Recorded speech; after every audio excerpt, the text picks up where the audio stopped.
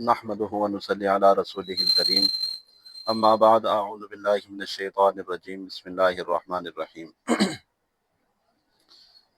मेरे वाजिबुल एहतराम सुनने और देखने वाले दोस्तों, अल्लाह रब्बुल आलमीन की इंसान पर बेशुमार नेमतें हैं। उन्हीं नेमतों में से एक रमज़ान मुबारक वाली नेमत भी अल्लाह रब्बुल आलमीन ने हमें अता फरमाई है। अब इस नेमत से चाहिए कि हर मुसलमान खूब फ़ायदा उठाए, और नेमत से फ़ायदा उठाया उस वक़्त तक जाता है जब तक उस नेमत का शुक्र अदा किया जाए, उस नेमत की कदर की जाए। अब नेमतें भी दो किस्म की हैं।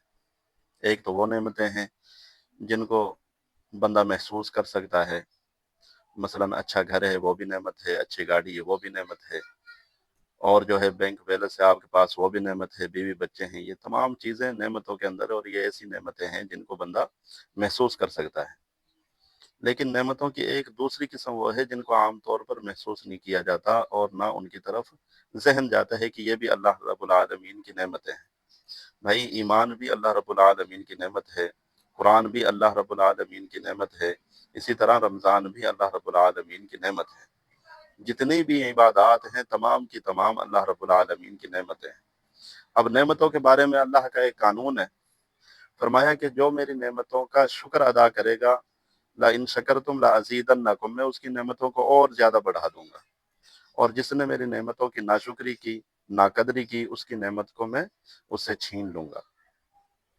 तो दुनियावी नेमतें जो हैं, यानी जो महसूस की जाती हैं, बाज़ औक़ात अल्लाह ताला किसी मसलिहत की वजह से अपने कानून को उसमें तब्दील फरमा देते हैं। यानी एक बंदा कुफरान नेमत करता है, नेमत की शुक्र अदा नहीं करता, लेकिन अल्लाह रब्बुल आलमीन उससे अपनी नेमत को नहीं छीनते, जो दुनियावी नेमत है, यानी बंगला, कोठी, कार वगैरह। लेकिन जो दूसरी किस्म नेमत की है, इसमें अगर कोई उस नेमत की नाशुक्री करेगा तो अल्लाह रब्बुल आलमीन इसमें ज़रूर बज़रूर उससे इस नेमत को छीन लेंगे। अब नेमत को छीन लेने का मकसद ऐसा नहीं है कि जैसा दुनियावी नेमतों में होता है। यानी दुनियावी नेमतों में तो ये है ना, एक बंदे के पास गाड़ी है, उसने उसकी नाशुक्री की तो अल्लाह रब्बुल आलमीन उसे उस गाड़ी को ले ले, यानी गाड़ी का वजूद ही खत्म हो जाए उसकी जिंदगी से। ये तरीक़ाकार होता है। लेकिन अब दीन के अंदर या दीनी जो नेमतें हैं उनके अंदर ऐसा बिल्कुल नहीं होता।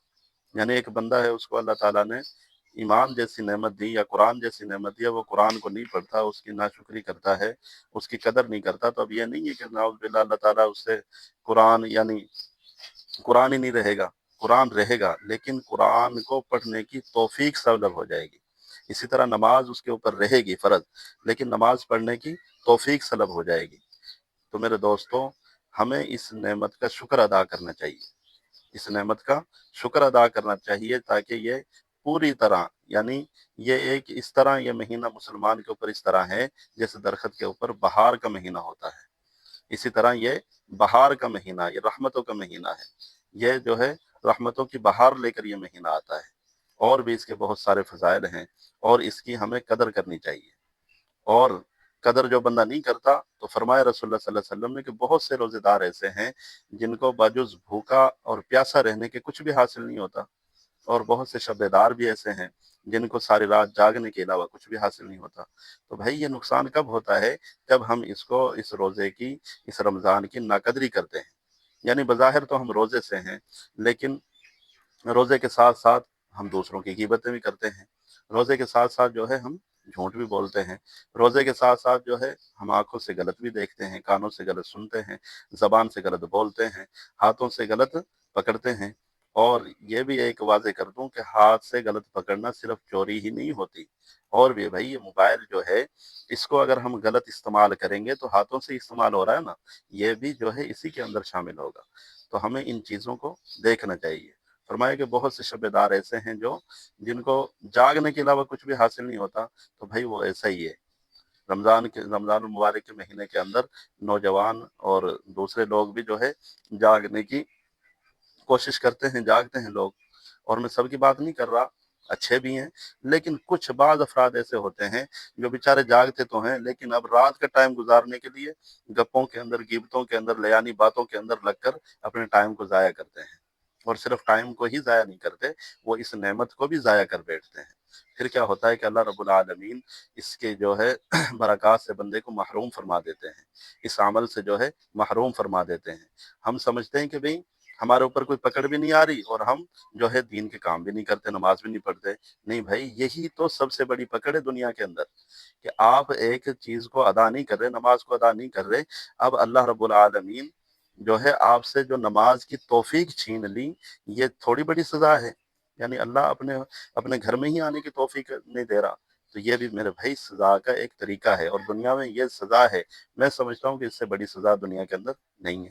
اسی طرح بندہ کہتا ہے کہ میں تو روزے بھی نہیں رکھتا، میں تو جو ہے بری باتیں بھی کرتا ہوں، لیکن مجھے کوئی پریشانی نہیں ہو۔ بھائی، تجھے اپنی یاد سے اللہ نے غافل کر دیا، یہ تھوڑی بڑی جو ہے سزا ہے دنیا کے اندر۔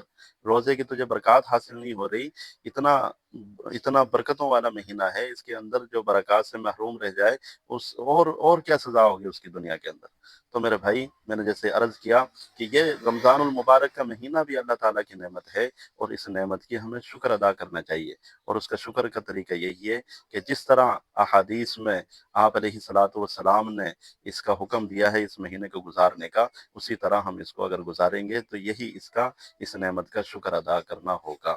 اللہ پاک مجھے، آپ کو، ہم سب کو عمل کرنے کی توفیق عطا فرمائے۔